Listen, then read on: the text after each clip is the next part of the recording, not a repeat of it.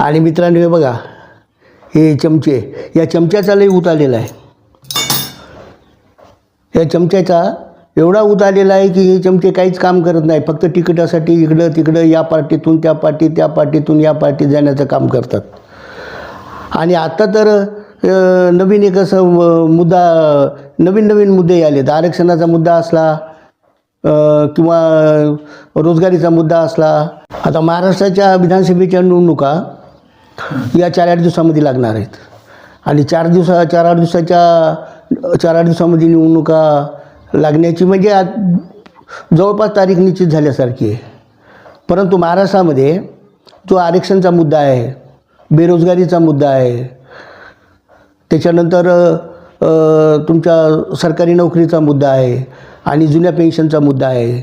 आता लोकांसमोर हे मुद्दे फार प्रखर समोर उभे आहेत.